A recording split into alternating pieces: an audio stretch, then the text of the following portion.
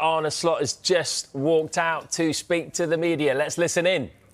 What impact does that potentially have on your own chances of adding to your squad? And in general terms, anyway, how likely do you feel you are now to add further signings to your squad before that deadline? Before I answer that question, I have to ask you from Pat, because I just had an interview with him, what you had for breakfast this morning? It was a donut it was a donut that I kept from a game I was at the other night. That was all. I was working as a reporter at that point. Yeah. So you came into the Liverpool building with a donut. Yeah. With a donut from? From another football club. Okay. It's very nice, by the way. You should try it. Yeah. It's too many calories. Not the most healthy. I was in a rush this morning. I woke up late. So Newcastle signed, if it's true, and I have no reason not to believe what you are saying, a new number 9. So that's very nice for Eddie, because Anthony Gordon is suspended, and Isak has not been training with the team a lot. So it's nice for him to have another number 9. What about in general terms, though? How likely do you feel you are to add to your squad? Whether it's another striker, whether it's a centre-half, whatever.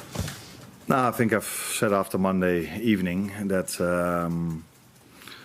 again I could make a substitution that impacted the game. That's what Federico did against Bournemouth. That's what Rio did now against Newcastle. So as always, we try to sign players that can help us. But there's no reason after the first 2 games to complain or to think we need more. But if we can strengthen the squad, then we will always try to do that if it's for the right money and it's the right player. And there are only 3-4 days to go now. So yeah, let's see if we do something, and if we do something, what we can do. From the players that you're working with this weekend, and obviously it is a big game, what improvement do you feel you need to see that will give you the best chance of maintaining your own 100% record and ending Arsenal's? No, the most simple answer to that is a lot, because we face a very strong team, and that was already really good last season, and I think I've improved their squad a lot during the summer. So and if you then look at all the quality they have, but especially one thing that stands out in the season till now, and what stands out in a negative way for us, is that we've conceded, if I include the Bilbao game, 4 set pieces. And of course, as we all know, that's one of their strengths, not the strength, but one of their strengths, because they can play in multiple ways. You can see how well they are managed by Miguel, and they're working for 5 years together, because they can play almost every style there is in football, and that tells you how well managed they are. But one of their strengths is also set pieces, and that is an area where we, if you look at Monday, when we faced Newcastle, we conceded 2, and against Bilbao we conceded 2. It's a part we need to improve, where we, by the way, were really good at last season. So no panicking at all. We also had to defend at Newcastle 350 set pieces, so then only conceding 2 is not even so bad. Obviously, both games against Arsenal finished in 2-2 draws, and I think against top 4 opposition, or the teams that finished in the top 4 last season, you took 11 points from a possible 18. I just wonder, even though it's such an early stage in the season, how important do you feel it is not to lose ground on a potential title rival?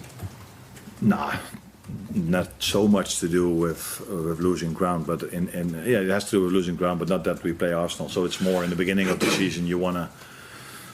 Normally teams don't play their best game unless you keep the same squad completely and you add 3, 4, 5, 6, 7 players.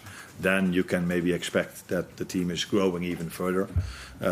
If you look at our situation, we've lost a few, we've added a few, so then it's not starting all the way new again. But I think it's normal that we play even better, not better, but even better in a few months than we do, or in a few weeks than we do now.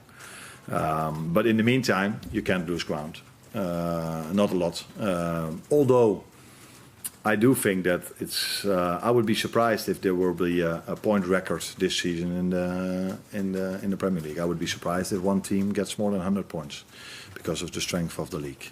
So you are able to drop once in a while a few points and still be competitive. I think in the end of the season. But the best thing you can do is not drop points at all. Thank you. Anna, just picking up on what you said there then, do you think that the league is more competitive noticeably this season than last season, based on what you just said?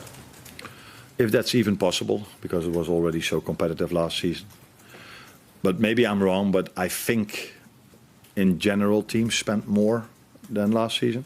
I'm not 100% sure, and I'm talking about net spend, not talking about what teams spent and forget then what they've sold, but in terms of net spend. But maybe I'm wrong, but last season we didn't do a lot, but I think our competitors didn't do a lot last season as well.